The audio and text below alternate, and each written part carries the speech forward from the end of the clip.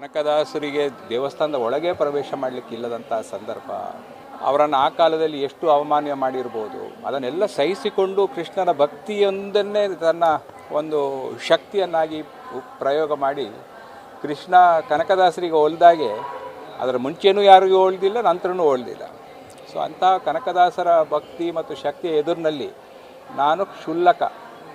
ಅವರು ಕನಕದಾಸರು ಸೂರ್ಯ ಆದರೆ ನಾನು ಮಿಂಚುಳ.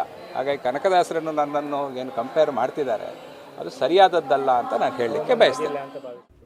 ಶುಕ್ರವಾರ ಪ್ರಧಾನಿ ಮೋದಿ ಕನಕನ ಪ್ರತಿಭೆಗೆ ಮಾಲಾರ್ಪಣೆ ಮಾಡಿ ಚಿನ್ನದ ಕವಚವನ್ನು ಉದ್ಘಾಟಿಸಿದರು. ಆದರೆ ಇದರ ದಾನಿ ಪ್ರಮೋದ್ ಮಧ್ವರಾಜ್ ಅವರು ಕಾರ್ಯಕ್ರಮಕ್ಕೆ ಬರದಿರುವ ಕುರಿತು ಸಾಮಾಜಿಕ ಜಾಲತಾಣಗಳಲ್ಲಿ ಭಾರೀ ಚರ್ಚೆ ಹುಟ್ಟುಹಾಕಿತ್ತು. ಪ್ರಮೋದ್ ಮಧ್ವರಾಜ್ ಅವರಿಗೆ ಆಹ್ವಾನ ನೀಡದಿರುವ ಬಗ್ಗೆ ಸಾಮಾಜಿಕ ಜಾಲತಾಣಗಳಲ್ಲಿ ಆಕ್ಷೇಪ ವ್ಯಕ್ತವಾಗಿತ್ತು. ದಾನ ಕೊಟ್ಟವರನ್ನೇ ಕರೆಯಲಿಲ್ಲ ಎಂದು ಆಕ್ಷೇಪವನ್ನು ಜನ ವ್ಯಕ್ತಪಡಿಸಿದರು. ಇದಕ್ಕೆ ಉತ್ತರಿಸಿರುವ ಮಾಜಿ ಸಚಿವ ಪ್ರಮೋದ್ ಮಧ್ವರಾಜ್ ಅವರು, ಆ ಕಾರ್ಯಕ್ರಮದಲ್ಲಿ ನನಗೆ ಭಾಗವಹಿಸಲು ಅವಕಾಶ ಸಿಗದಿರುವುದು ದೊಡ್ಡ ವಿಷಯವಲ್ಲ. ಆ ಪ್ರದೇಶಕ್ಕೆ ಬೇರೆ ಬೇರೆ ಕಾರಣಗಳಿಂದ ನನಗೆ ಹೋಗಲು ಅವಕಾಶ ಸಿಗಲಿಲ್ಲ.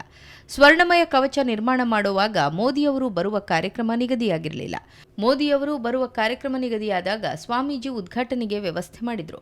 ನನ್ನ ತಂದೆ ನಿರ್ಮಿಸಿದ ಕನಕನ ಪ್ರತಿಮೆಗೆ ಮೋದಿ ಮಾಲಾರ್ಪಣೆ ಮಾಡಿದ್ದಾರೆ. ಇದು ಕೊನೆ ಗಳಿಗೆಯಲ್ಲಿ ನಿರ್ಧಾರವಾದ ಕಾರ್ಯಕ್ರಮ. ಈ ಸಂತೋಷದ ಮುಂದೆ ಆಹ್ವಾನ ನೀಡದಿರುವುದು ವಿಷಯವೇ ಅಲ್ಲ ಎಂದಿದ್ದಾರೆ. ಬೇಸರ, ದುಮ್ಮಾನ, ಜಿಗುಪ್ಸೆ ಏನೂ ಆಗಿಲ್ಲ. ಟಿವಿಯಲ್ಲಿ ಅರ್ಪಣೆಯ ದೃಷ್ಟಿಯ ನೋಡಿ ಸಂತೋಷಪಟ್ಟಿದ್ದೇನೆ.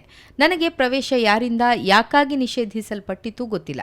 ಇವೆಲ್ಲ ಕ್ಷುಲ್ಲಕ ವಿಚಾರಗಳು. ಇದರ ಬಗ್ಗೆ ತಲೆ ಕೆಡಿಸಿಕೊಳ್ಳೋದಿಲ್ಲ ಎಂದು ಸ್ಪಷ್ಟನೆಯನ್ನ ನೀಡಿದ್ದಾರೆ. ಬೇರೆ ಬೇರೆ ಕಾರಣಗಳಿಂದ ನನಗೆ ಅಲ್ಲಿ ಬರಲಿಕ್ಕೆ ಅವಕಾಶ ಸಿಗದಿದ್ದರೂ ಕೂಡ ಕಿಂಚಿತ್ತು ಬೇಸರವಾಗಲಿ, ದುಮ್ಮನಾಗಲಿ ಅಥವಾ ಒಂದು ರೀತಿಯಲ್ಲಿ ಜಿಗುಪ್ಸೆ ಆಗಲಿ ಮಾಡದೆ ನಾನು ದೂರದಲ್ಲೇ ಟಿ ವಿಯಲ್ಲೇ ನಿಂತು ಮೋದಿಯವರು ಇದನ್ನು ಅರ್ಪಣೆ ಮಾಡುವಂಥ ಒಂದು ಸಂತೋಷದ ಕ್ಷಣಗಳನ್ನು ವೀಕ್ಷಿಸುವಂತಾಗಿದೆ.